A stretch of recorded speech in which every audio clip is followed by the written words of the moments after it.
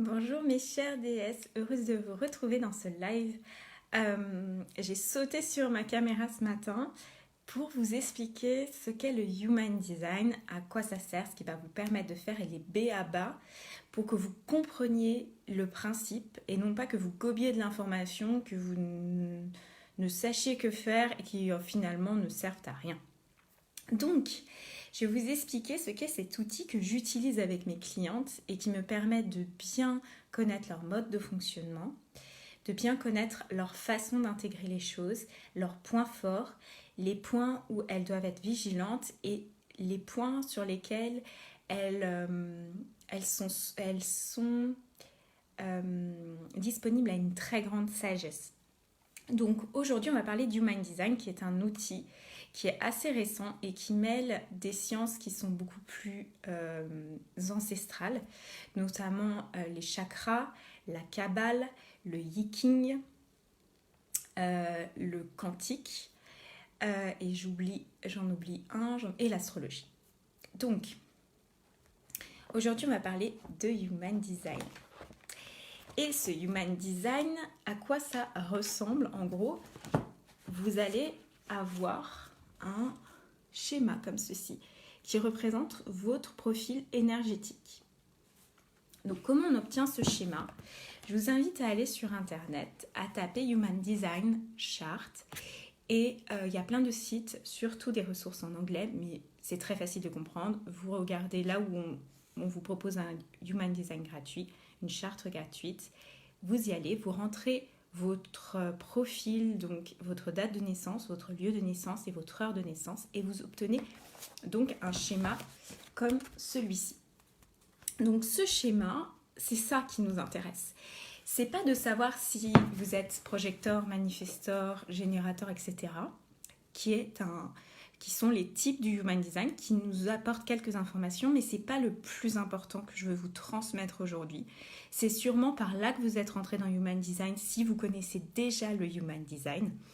Mais c'est pas le plus important. Moi, ça m'a apporté des informations parce que je suis manifestor. Et comme c'est un profil qui est peu représenté dans la population, ça m'a fait un alléluia. Mais c'est pas ce qui m'a donné le plus d'informations. En fait, lorsque vous voyez votre body graph, donc ce symbole-là, ça vous donne des informations sur comment vous êtes censé fonctionner énergétiquement.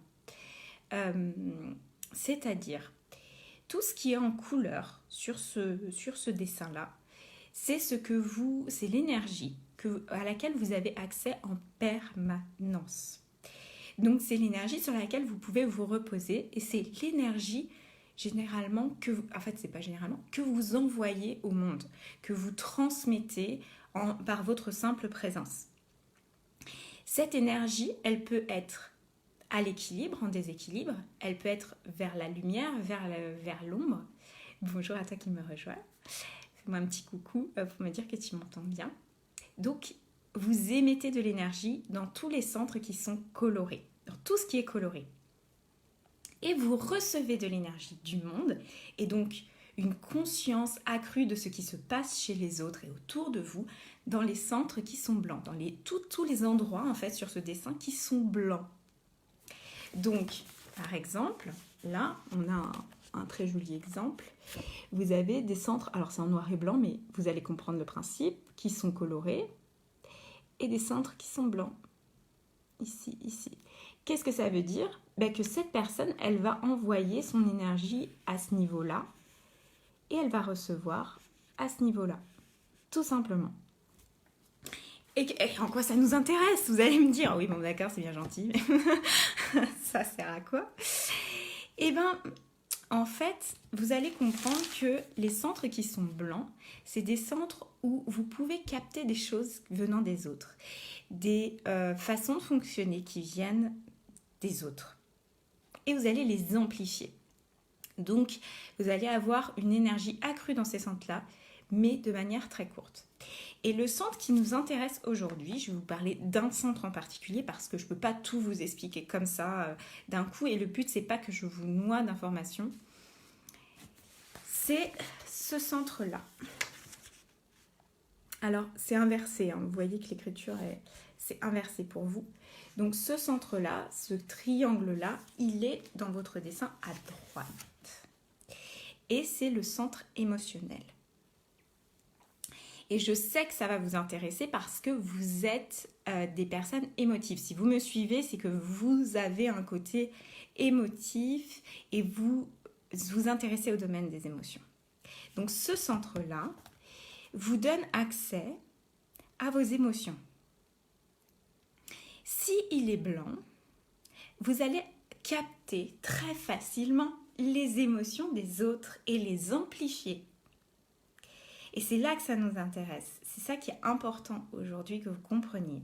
Et c'est pour ça que je veux que vous fassiez cette charte-là et que vous regardez ce centre absolument parce que vous allez avoir des prises de conscience importantes. Ce centre, donc, émotionnel, qui est hyper important, il va vous, s'il est blanc, vous donner accès aux émotions des autres, vous allez les amplifier et ça fait que lorsque vous êtes dans une foule ou lorsque vous êtes au travail, lorsque vous êtes avec des amis, etc. et que vous rencontrez pas mal de gens, il va être allumé par plein d'émotions.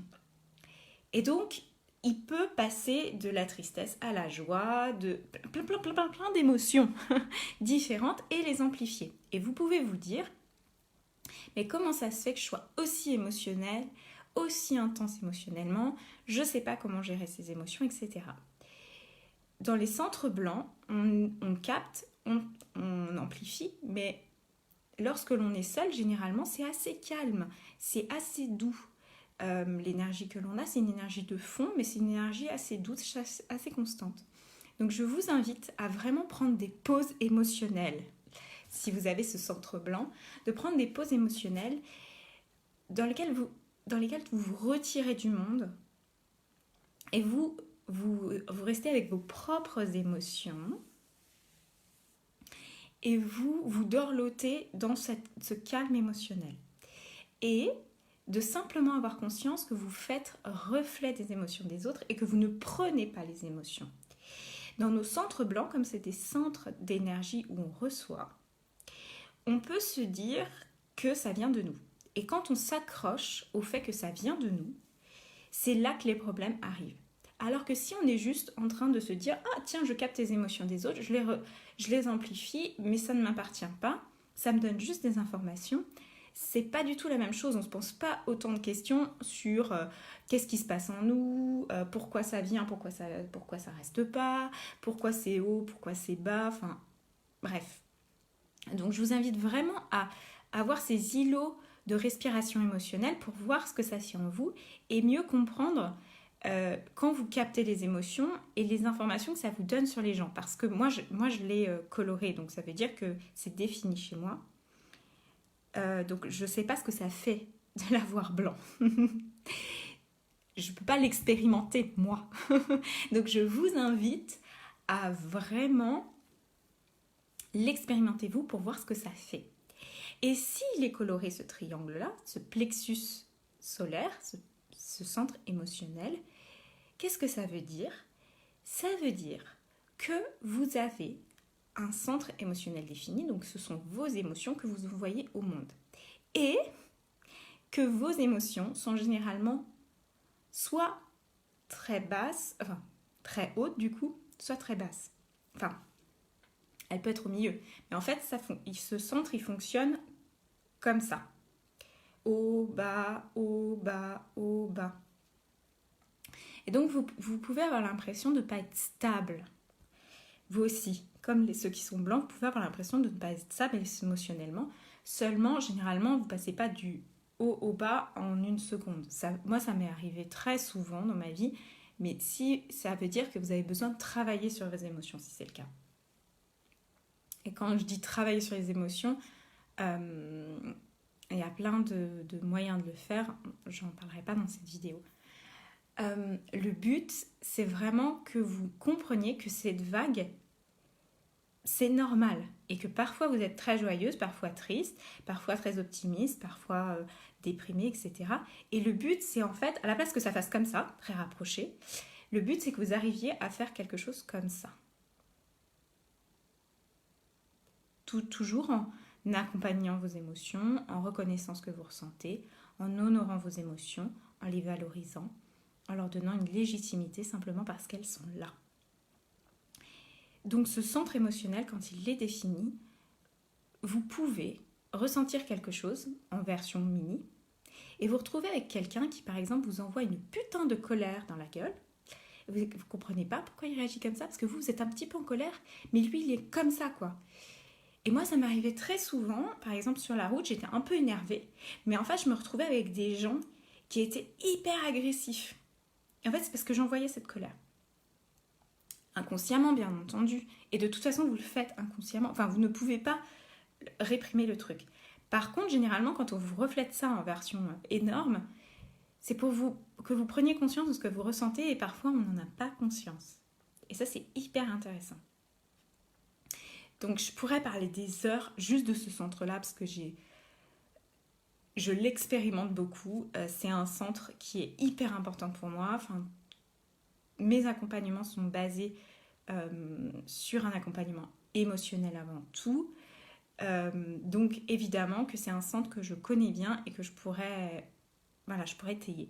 Mais le but, là, dans cette vidéo, c'est que vous compreniez que vous recevez dans certains centres et que vous émettez dans d'autres. Et que dans ce centre émotionnel, celui qu'on a vu aujourd'hui, de commencer à prendre conscience de vos émotions si c'est vous qui émettez et des émotions des autres si c'est vous qui recevez.